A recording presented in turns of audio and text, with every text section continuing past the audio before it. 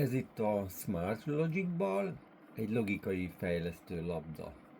Ez itt a kisebb verzió, a 12 golyós, és ez itt a nagyobb 20 golyós verzió, ez a haladó változat. A kisebbet könnyebben, a nagyobbat nehezebben lehet kirakni. A kisebbik labda kezdőknek és kisebb gyerekeknek tökéletes, a nagy labda pedig nagyobb gyerekeknek és felnőtteknek ideális, akik szeretik a nagyobb kihívást.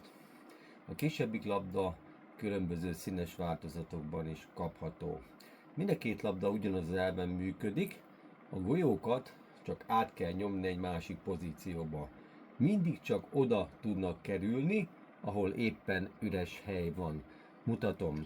Tehát a kisebbik labdának itt van az üres helye, és a mellette lévő pozíciókból lehet átnyomni a labdát.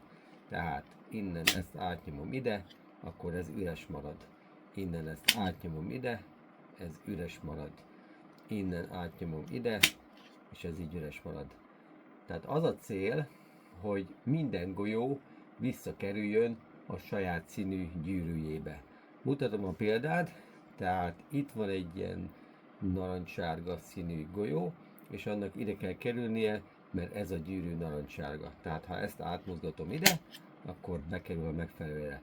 Addig kell forgatni, mozgatni, mint minden golyó visszakerüljön a helyére. Nem olyan egyszerű, néha felnőtteknek is kihívást jelent. Ez fejleszti a koncentrációt, a térbeli gondolkodást, tökéletes ajándék bárkinek. A két labda külön-külön is megvásárolható, akár 2-t fizet, 3-at vihet akcióban, és a két labda együtt ilyen duo csomagban is kedvező áron vásárolható. A webshopban mindkét méret elérhető.